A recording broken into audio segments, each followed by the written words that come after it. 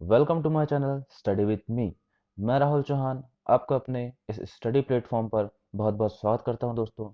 जैसा कि आपने थंबनेल में देखा होगा, आज हम देखने वाले हैं दोस्तों एमपी पुलिस कांस्टेबल 2023 के लिए दोस्तों विज्ञान के टॉप 50 क्वेश्चन। तो दोस्तों आज मैं आपके लिए उन 50 क्वेश्चनों को लेकर आया हूं दोस्तों, जो कि एमपी पुलिस कांस्टेबल में बार बार रिपीट हुए हैं दोस्तों, और जिनकी आगे आने की संभावना बहुत ज़्यादा हो जाती है दोस्तों। तो आज हम उन 50 महत्वपूर्ण प्रश्नों को देखेंगे दोस्तों, जो कि आपकी आने वाली एमपी पुलिस कांस्टेबल 2023 में दोस्तों आपके एग्जाम में बहुत ही उपयोगी साबित होने वाला है। तो आइए बिना देरी करे हुए हम स्टार्ट करते हैं आज का ये सेशन। और अगर आप हमारे चैनल पे नए हैं दोस्तों तो प्लीज़ चैनल को सब्सक्राइब करना ना भूलें, जिससे आपको हमारी वीडियो की नोटिफिकेशन सबसे पहले पहुंचे। तो आइए दोस्तों हम स्टार्ट करते हैं आज का पहला प्रश्न। तो दोस्तों अगर पहले प्रश्न की बात करें तो आपका पहला प्रश्न हो जाता है, आंसुओं में कौन सा पदार्थ घुला रहता है। आपसे पूछा जा रहा है दोस्तों कि आंसुओं में कौन सा पदार्थ घुला रहता है। आपका ऑप्शन है सामान्य नमक, समुद्र, स्टार्च या फिर ग्लूकोज। तो दोस्तों अगर हम आंसू की बात करें दोस्तों तो आंसू में हमारा रहता है क्या, सामान्य नमक। क्या घुला रहता है दोस्तों, सामान्य नमक। दोस्तों ये मैंने ऐसे ही क्वेश्चन कहीं से भी उठा के नहीं लाया है, जो कि प्रीवियस ईयर क्वेश्चन थे दोस्तों, जो कि प्रीवियस ईयर पेपर में पूछे गए हैं दोस्तों, वही मैंने आपके लिए लेके आया है। तो आपके लिए हर एक प्रश्न बहुत ही ज़्यादा इंपॉर्टेंट होने वाला है दोस्तों, तो वीडियो को आपको बिना स्किप करे हुए पूरा देखना है। चलिए अगला क्वेश्चन देखेंगे। अगला क्वेश्चन है दोस्तों आपका, लोहे पर जंग लगती है। दोस्तों आपसे पूछा जा रहा है लोहे पर जंग क्यों लगती है। Option number A ferric oxide से, ऑप्शन नंबर बी जलयोजित फेरस तथा फेरिक ऑक्साइड से, क्षारकी फेरस एवं फेरिक ऑक्साइड से, और उपयुक्त सभी के कारण। तो दोस्तों अगर आप बात करें कि लोहे पर जंग लगना, तो दोस्तों लोहे पर जंग लगना की अगर हम बात करें तो क्या होता है कि जब लोहा दोस्तों आपका हवा और पानी से क्या करता है दोस्तों, रिएक्ट करता है। क्या करता है दोस्तों, जब लोहा हवा और पानी से जब रिएक्ट करता है दोस्तों, तो उस पर क्या हो जाता है दोस्तों, लाल और भूरे भूरे रंग की परत बन जाती है दोस्तों। उसे ही हम क्या बोलते हैं सामान्य भाषा में, जंग लगना। अगर दोस्तों इसकी बात करें, इसका केमिकल फॉर्मूला आपसे पूछा जाता है, तो वो हो जाएगा दोस्तों Fe2O3NH2O। क्या होता है दोस्तों, Fe2O3NH2O। ये दोस्तों आपका लोहे के जंग का सूत्र हो जाता है। बहुत बार आपसे परीक्षाओं में लोहे का जंग का सूत्र भी पूछ लिया जाता है दोस्तों, तो आपको इसका सूत्र पता रहना चाहिए। और आपका इसका आंसर हो जाएगा दोस्तों उपयुक्त सभी के कारण। किसके कारण दोस्तों, उपयुक्त सभी के कारण। चलिए आगे बढ़ेंगे। अगला क्वेश्चन है आपका, इंसुलिन की खोज किसने की थी। अब पूछा जा रहा है दोस्तों कि इंसुलिन की खोज किसने की, तो इसका आंसर हो जाएगा दोस्तों आपका ऑप्शन नंबर एक, बेंटिंग ने। किसने दोस्तों, बेंटिंग ने इंसुलिन की खोज की थी। तो दोस्तों आपको कभी कभी ऑप्शन में बेंटिंग और बेस्ट भी देखने मिल जाएगा दोस्तों, लेकिन अगर आपको सिर्फ बेंटिंग देखने मिले दोस्तों तो आपका आंसर होगा बेंटिंग ने। चलिए आगे देखेंगे। क्वेश्चन नंबर फोर, वनस्पति तेलों को घी में परिवर्तित किया जाता है। दोस्तों इसमें पूछा जा रहा है कि जो वनस्पति तेल होता है उसको घी में परिवर्तन किस क्रिया के द्वारा किया जाता है। हीट ट्रीटमेंट के द्वारा, हाइड्रोजनीकरण के द्वारा, ऑक्सीजन के द्वारा या फिर एंजाइम्स के द्वारा। तो दोस्तों जो आपका वनस्पति तेल होता है दोस्तों, उसको घी में परिवर्तित करने के लिए दोस्तों उसको क्या करना होता है, हाइड्रोजनीकरण। क्या करना होता है दोस्तों उसका, हाइड्रोजनीकरण के द्वारा आपका वनस्पति तेलों को घी में परिवर्तित किया जाता है। चलिए आगे देखेंगे। निम्नलिखित में से कौन सी एक मिश्र धातु है। आपसे पूछा जा रहा है दोस्तों कि निम्न में से कौन सी एक मिश्र धातु है।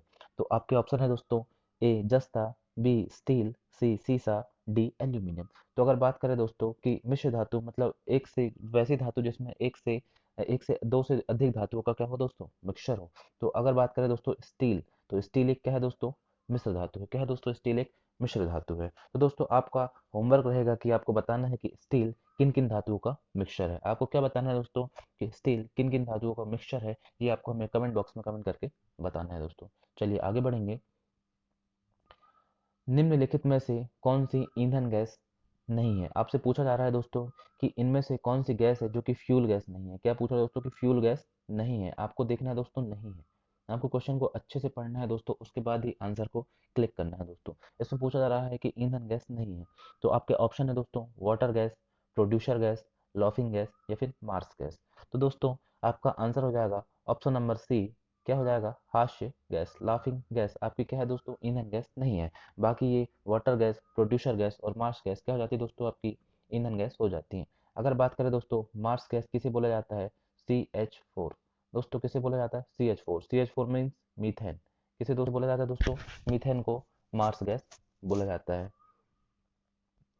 तो दोस्तों हमने देखा कि निम्नलिखित में से कौन सी ईंधन गैस नहीं है, तो आपका आंसर क्या हो जाएगा दोस्तों? आपका आंसर हो जाएगा हास्य गैस, लाफिंग गैस। और अगर दोस्तों लाफिंग गैस की बात करें तो लाफिंग गैस किसे बोला जाता है दोस्तों?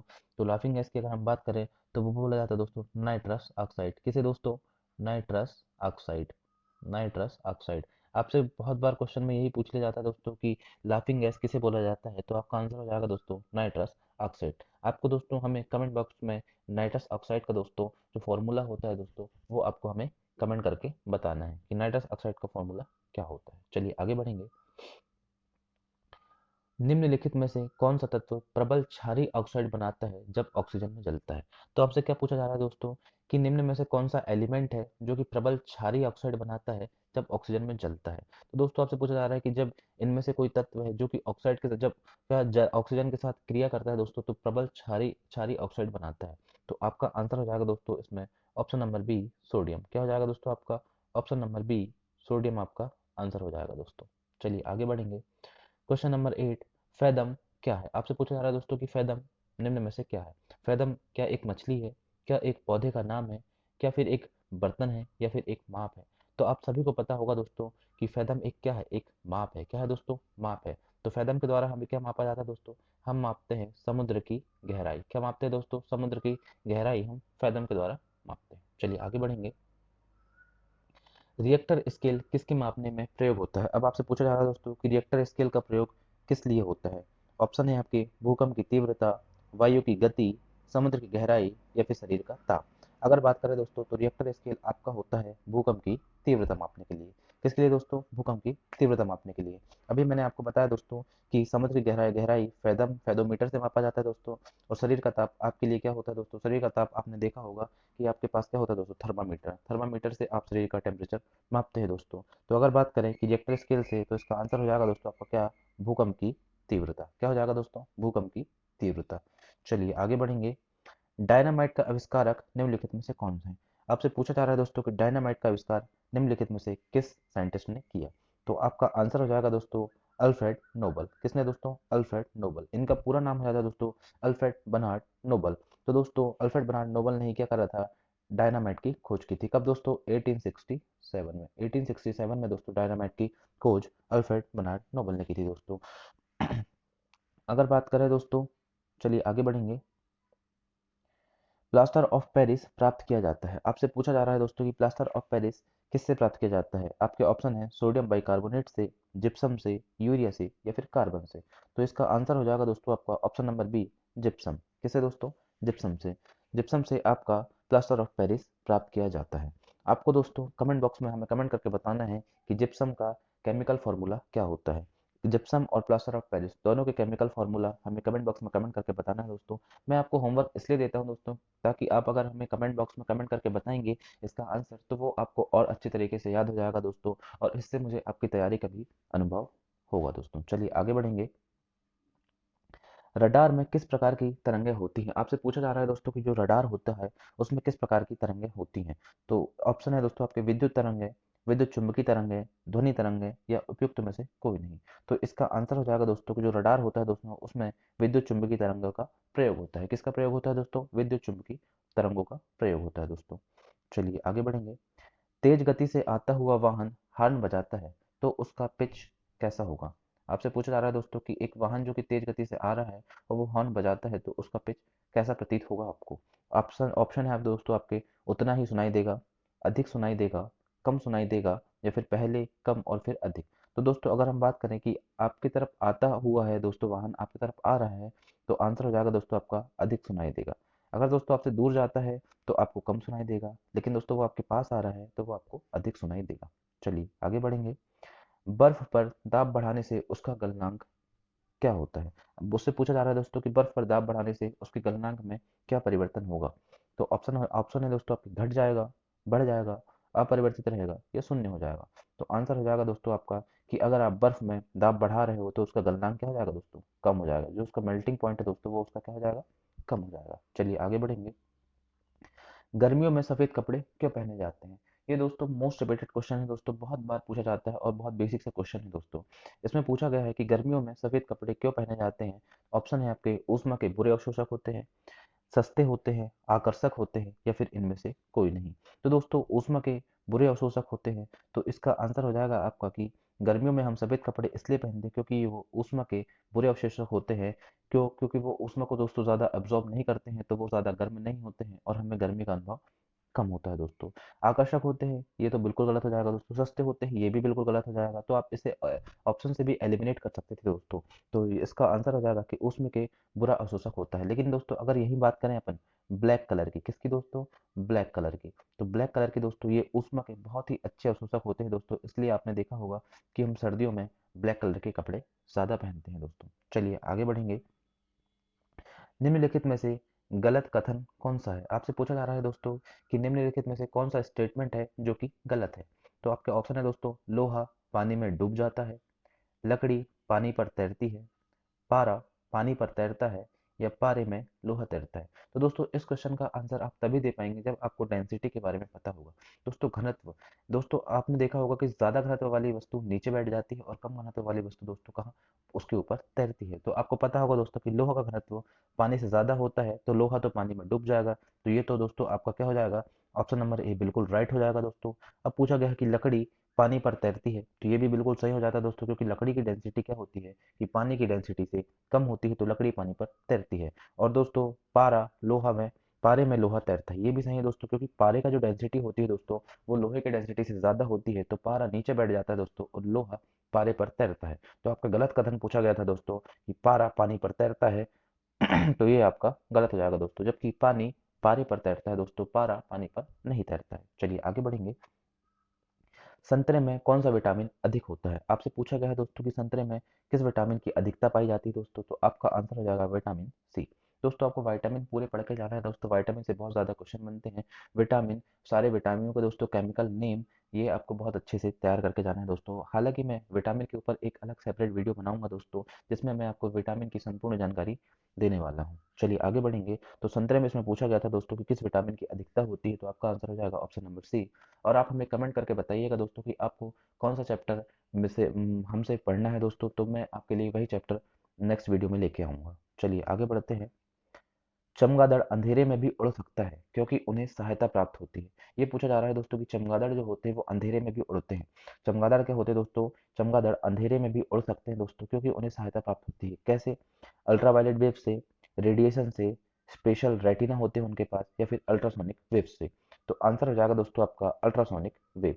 तो दोस्तों चमगादड़ अंधेरे में भी उड़ जाते हैं क्योंकि उनकी मदद करता है दोस्तों कौन? Ultrasonic wave. अल्ट्रासोनिक वेव के माध्यम से दोस्तों उन्हें रास्ते का पता चलता है दोस्तों, और वो आसानी से उड़ जाते हैं। चलिए आगे बढ़ेंगे। एल्यूमिनियम किस खनिज से प्राप्त होता है? अब पूछा जा रहा है दोस्तों कि एल्यूमिनियम किस खनिज से प्राप्त होता है, मतलब एल्यूमिनियम का आपका एस्क पूछा जा रहा है दोस्तों। तो इसका आंसर हो जाएगा आपका क्या, ऑप्शन नंबर सी, बॉक्साइट। तो बॉक्साइट से दोस्तों हमें एल्यूमिनियम प्राप्त हो रहा है दोस्तों। तो आपको सभी सभी तत्वों के दोस्तों आपको सभी तत्वों के आपको अयस्क को अच्छे से याद करके जाना है दोस्तों। जैसे लोहा, तो लोहा का अयस्क हो जाता है दोस्तों क्या, हेमेटाइट। ये भी बहुत बार पूछा गया है दोस्तों कि लोहा किसका अयस्क है, तो आपका आ जाएगा दोस्तों आपका हेमेटाइट। तो ये भी आपको याद करना है दोस्तों। चलिए आगे बढ़ेंगे। क्वेश्चन नंबर 21, जल में स्थायी कठोरता का कारण। तो दोस्तों आपको पता ही होगा कि जल में स्थायी कठोरता किस कारण होती है, तो इसका आंसर हो जाएगा आपका कैल्शियम क्लोराइड के कारण।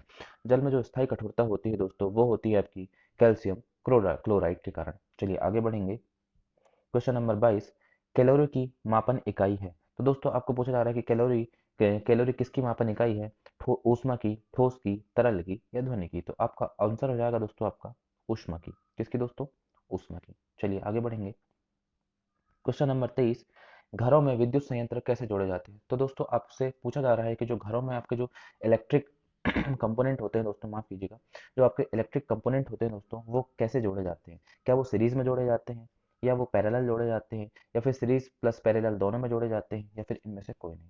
तो दोस्तों अगर हम बात करें कि जो विद्युत संयंत्र होते हैं घरों में, जो इलेक्ट्रिक कंपोनेंट होते हैं दोस्तों, वो आपके पैरेलल क्रम में जोड़े जाते हैं। कैसे दोस्तों? समांतर क्रम में जोड़े जाते हैं। ये बहुत ही बार रिपीटेड क्वेश्चन है दोस्तों, आपको इंपॉर्टेंट क्वेश्चन है दोस्तों। ये बार बार आपके एमपी पुलिस कांस्टेबल में पूछा गया क्वेश्चन है दोस्तों। चलिए आगे बढ़ेंगे।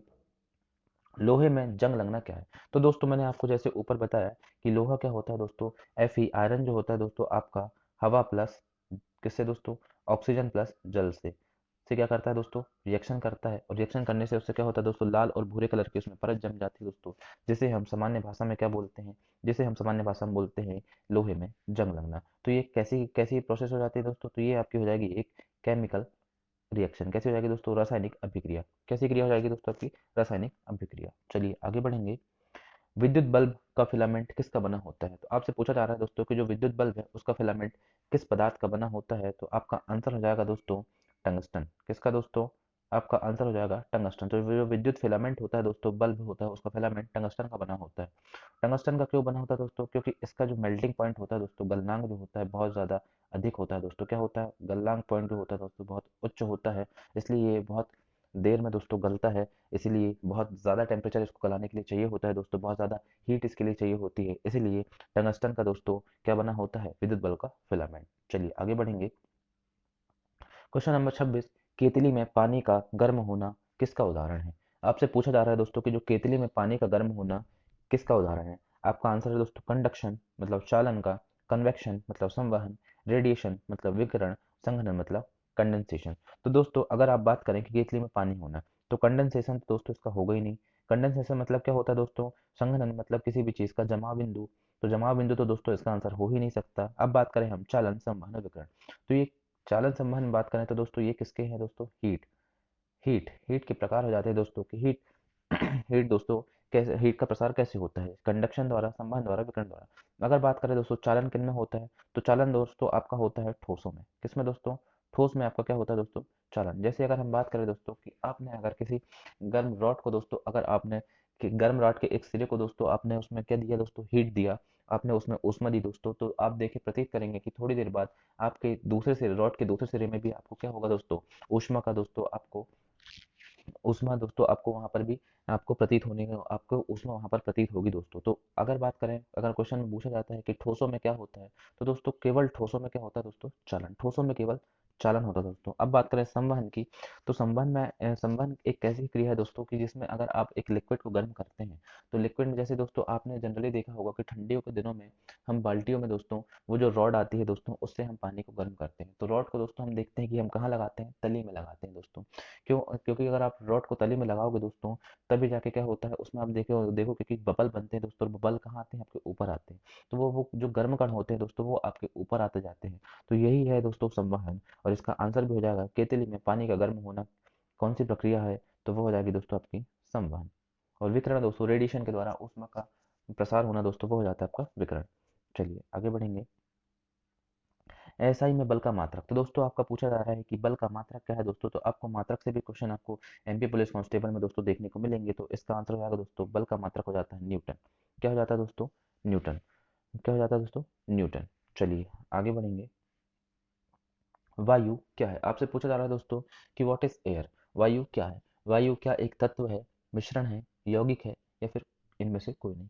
तो अगर दोस्तों बात करें तो वायु क्या है दोस्तों, वायु एक क्या है, मिक्सचर है। वायु में दोस्तों आपने देखा होगा कि बहुत सारे धूल कण वगैरह, बहुत सारे क्या है, एक निश्चित अनुपात में बिल्कुल भी नहीं मिले हैं दोस्तों, किसी भी अनुपात में बहुत सारी चीजें यहाँ पर पाई जाती हैं, इसलिए बोला जाता है दोस्तों कि वायु क्या है, एक मिश्रण है। यौगिक क्या होता है दोस्तों, यौगिक में दोस्तों दो या दो से अधिक चीजें क्या होती है दोस्तों, एक निश्चित अनुपात में मिलती है। क्या होती है दोस्तों, एक निश्चित अनुपात में मिलाया जाता है दोस्तों, उसे बोला जाता है यौगिक। और मिक्सचर दोस्तों अनिश्चित अनुपात। तो वायु क्या हो जाएगी दोस्तों, एक मिक्सचर। क्या हो जाएगा, मिक्सचर हो जाएगा। चलिए आगे बढ़ेंगे। यांत्रिक ऊर्जा को विद्युत ऊर्जा में किसके द्वारा बदला जाता है, मोस्ट इंपॉर्टेंट क्वेश्चन है दोस्तों, बहुत ही बार पूछा गया है। अगर बात करें कि यांत्रिक ऊर्जा मतलब मैकेनिकल, मतलब क्या हो जाता है दोस्तों, मैकेनिकल एनर्जी को इलेक्ट्रिकल एनर्जी में किसके द्वारा बदला जाता है, तो आपका आंसर हो जाएगा दोस्तों डायनमो। किसके द्वारा दोस्तों, डायनमो। किसके द्वारा दोस्तों, डायनामो क्या कार्य करता है दोस्तों, यांत्रिक ऊर्जा को विद्युत ऊर्जा में कन्वर्ट करने का काम करता है। अगर बात करें दोस्तों अमीटर, तो अमीटर क्या हो जाता है दोस्तों, अमीटर, अमीटर से बात करें तो विद्युत धारा, विद्युत धारा का मापन इकाई हो जाती है दोस्तों क्या, अमीटर। अगर बात करें ट्रांसफार्मर की, तो ट्रांसफार्मर क्या करता है दोस्तों आपका, कि धारा या फिर वोल्टेज को दोस्तों स्टेप अप या स्टेप डाउन करने का काम कौन करता है दोस्तों, ट्रांसफार्मर करता है। तो हमारा आंसर हो जाएगा दोस्तों डायनामो। डायनामो एक प्रकार का क्या है दोस्तों, डायनामो एक प्रकार का जनरेटर हो जाता है दोस्तों। तो जनरेटर का काम करता है मैकेनिकल एनर्जी को इलेक्ट्रिकल एनर्जी में कन्वर्ट करने का काम करता है। चलिए आगे बढ़ेंगे। यदि पृथ्वी पर से कोई चट्टान चंद्रमा पर ले जाई, क्या बोला जा रहा है दोस्तों कि यदि पृथ्वी पर से कोई चट्टान चंद्रमा पर ले जाया जाए तो क्या होगा, उसके भार में कोई अंतर नहीं आएगा, उसकी मात्रा में कमी आ जाएगी, उसके भार में कमी आ जाएगी या उसके भार में वृद्धि होगी। तो दोस्तों हमने देखा है कि पृथ्वी जो चंद्रमा है दोस्तों, चंद्रमा पर ग्रेविटी का मान पृथ्वी की ग्रेविटी की मान का कितना है दोस्तों, 1/6 है। क्या है दोस्तों, 1/6 है। अगर हम बात करें कि पृथ्वी पर से कोई चट्टान अगर आप चंद्रमा पर ले जा रहे हो दोस्तों, तो उसके भार में क्या हो जाएगी दोस्तों, कमी आ जाएगी। कितनी कमी आ जाएगी दोस्तों, तो 1/6 की कमी हो जाएगी दोस्तों। अगर बात करें चलिए आगे बढ़ेंगे। ऊष्मा की सबसे अच्छी चालक कौन सी धातु होती है? क्या बोला जा रहा है दोस्तों कि ऊष्मा की सबसे अच्छी चालक कौन सी धातु होती है? तो आपके ऑप्शन है दोस्तों, सोना, एल्यूमिनियम, चांदी या पीतल। तो दोस्तों अगर ऊष्मा के सबसे अच्छे चालक की बात करें दोस्तों, तो वो हो जाता है आपका क्या, चांदी। क्या हो जाता है दोस्तों, चांदी। चलिए आगे बढ़ेंगे। केतली में लकड़ी का हैंडल क्यों लगाते हैं? आपसे पूछा जा रहा है दोस्तों कि जो केतली होती है उसमें हम लकड़ी का हैंडल क्यों लगाते हैं? फैशन की वजह से, लकड़ी ताप का कुचालक है और हैंडल गर्म नहीं होता इसकी वजह से, या हल्का हो जाता है, या फिर इनमें से कोई नहीं। तो दोस्तों इसका आंसर हो जाएगा आपका क्या, लकड़ी ताप का कुचालक है और हैंडल गर्म नहीं होता। अगर बात करें दोस्तों कि लकड़ी क्या हो जाती है, ताप की कुचालक हो जाती है, इस वजह से क्या हो जाएगा कि वह गर्म नहीं होगी और आपको पकड़ने में आसानी जाएगी दोस्तों। इसे आप ऑप्शन से भी एलिमिनेट कर सकते थे दोस्तों, फैशन की वजह से, तो ये तो बिल्कुल भी नहीं हो सकता दोस्तों। क्या फैशन की वजह से हम लकड़ी का हैंडल लगाएंगे? नहीं। हल्का हो जाएगा क्या लकड़ी का हैंडल लगाने से? नहीं। इनमें से कोई नहीं, नहीं। तो इसका आंसर हो जाएगा दोस्तों, लकड़ी ताप का कुचालक है और हैंडल गर्म नहीं होता इसीलिए। चलिए आगे बढ़ेंगे। एक ही ताप एवं दाब पर समान आयतन वाली गैसों में अणुओं की संख्या समान होती है, निम्नलिखित में से यह नियम कौन सा है? तो आपसे पूछा जा रहा है दोस्तों कि एक ही ताप और दाब पर जब समान आयतन वाली गैसों में अणुओं की संख्या समान होती है, ये किस नियम में बताया गया है? बॉयल के नियम में, चार्ल्स के नियम में, गैलुसेक के आयतन संबंधी नियम में, या एवोगाड्रो की परिकल्पना में? तो इसका आंसर हो जाएगा दोस्तों कि एवोगाड्रो की परिकल्पना। तो अगर बात करें दोस्तों, एवोगाड्रो का नियम बोलता है कि जब आप एक ही ताप एवं एक ही दाब पर समान आयतन वाली गैसों में क्या होता है कि जो मॉलिक्यूल होते हैं, अणु होते हैं, उनकी संख्या समान होती है। चलिए आगे बढ़ेंगे। बायोगैस का मुख्य अवयव क्या है? आपसे पूछा गया दोस्तों कि बायोगैस है उसका मुख्य अवयव क्या हो जाएगा? तो इसका आंसर हो जाएगा दोस्तों ऑप्शन नंबर सी, मीथेन। क्या हो जाएगा दोस्तों, ऑप्शन नंबर सी, मीथेन। अगर मीथेन की बात करें दोस्तों, तो मीथेन का फॉर्मूला हो जाता है CH4, और इसे मार्स गैस भी कहा जाता है। क्या बोला जाता है दोस्तों, मार्स गैस। चलिए आगे बढ़ेंगे। जब हम वायुमंडल में ऊपर की ओर जाते हैं तो क्या होता है? ताप कम होता है तथा दाब बढ़ता है, ताप बढ़ता है तथा दाब कम होता है, ताप तथा दाब दोनों बढ़ते हैं, या फिर ताप व दाब दोनों घटते हैं। तो दोस्तों अगर हम वायुमंडल में ऊपर की ओर जाएंगे तो दोस्तों हमारा टेम्परेचर और दाब दोनों ही क्या हो जाएगा दोस्तों, कम हो जाएगा, दोनों ही घटते हैं। आप इसे कैसे याद करेंगे दोस्तों? तो अगर आप बात करें दोस्तों वायुमंडल में क्या होता है, तो अगर आप दोस्तों पृथ्वी पर है तो आपके ऊपर वायुमंडल की सारी परतें आपके ऊपर क्या लगा रही है दोस्तों, प्रेशर लगा रही हैं। लेकिन जब आप वायुमंडल में ऊपर जाते जाएंगे दोस्तों, तो वो लेयर भी क्या होती जाएंगी, कम होते जाएंगी दोस्तों। क्या होते जाएंगी, कम होते जाएंगी, और आपको दाब का अनुभव भी क्या होगा दोस्तों, कम होगा, और टेम्परेचर भी कम होगा। चलिए आगे बढ़ेंगे। सूखी बर्फ, ड्राई आइस किसे बोला जाता है? कार्बन मोनोऑक्साइड को, कार्बन डाइऑक्साइड को, सल्फर डाइऑक्साइड को, हाइड्रोजन पराऑक्साइड को? तो अगर बात करें दोस्तों ड्राई आइस के नाम से दोस्तों किसे जाना जाता है, तो हो जाएगा option number B, carbon dioxide. किसे दोस्तों, कार्बन डाइऑक्साइड को ड्राई आइस के रूप में भी जाना जाता है। चलिए आगे बढ़ेंगे। साधारण नमक का वैज्ञानिक नाम क्या है? आपसे पूछा गया है कि साधारण नमक का वैज्ञानिक नाम क्या है?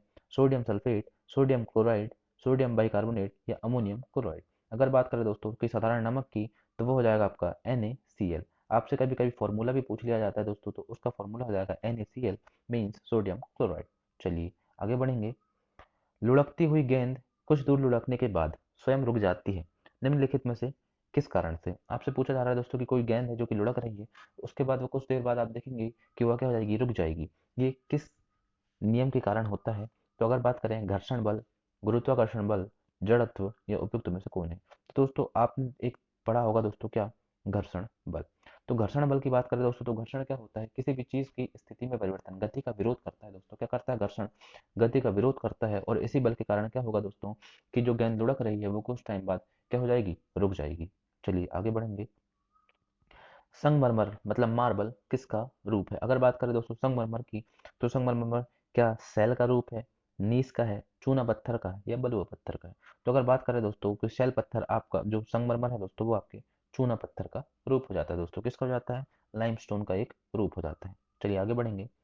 लोहे में जंग लगने का मुख्य कारक क्या है? तो दोस्तों मैंने आपको बताया है कि जब आयरन जो होता है दोस्तों, Fe क्या होता है, हवा प्लस ऑक्सीजन प्लस जल, से क्या करता है, क्रिया करता है दोस्तों, तो उसमें क्या हो जाता है दोस्तों, जंग लग जाता है। अगर बात करें तो इसका लगने का मुख्य कारक हो जाएगा ऑक्सीजन। क्या हो जाएगा दोस्तों, ऑक्सीजन। चलिए आगे बढ़ेंगे। दो समानांतर दर्पणों के बीच प्रतिबिंब बनते हैं। आपसे पूछा जा रहा है दोस्तों कि दो समानांतर दर्पण हैं, उनके बीच प्रतिबिंब कितने बनेंगे, दो बनेंगे, चार बनेंगे, आठ बनेंगे या फिर अनंत बनेंगे। तो इसका आंसर हो जाएगा दोस्तों ऑप्शन नंबर डी, अनंत। तो दोस्तों अगर बात करें हम दो समतल दर्पण दोस्तों, उनको अगर आमने सामने रख दिया जाए दोस्तों, तो इनके बीच जो प्रतिबिंब बनेंगे दोस्तों, वो कितने बनेंगे दोस्तों, अनंत बनेंगे। इसका प्रतिबिंब दोस्तों इस दर्पण में जो प्रतिबिंब बना दोस्तों वो यहाँ बनेगा, फिर यहाँ जो दो प्रतिबिंब बने हैं दोस्तों वो यहाँ, तो इस प्रकार दोस्तों अनंत प्रतिबिंब यहाँ बनते जाते हैं। चलिए आगे बढ़ेंगे। जब कोई जहाज नदी में से समुद्र में प्रवेश करता है तो क्या होता है। आपसे पूछा जा रहा है दोस्तों कि जब जहाज है एक नदी में चल रहा है दोस्तों और उसे समुद्र में प्रवेश करना होता है तो क्या होगा, वह ऊपर उठ जाएगा, नीचे धंस जाएगा, उसके स्तर में कोई बदलाव नहीं आता, ये उपयुक्त सभी।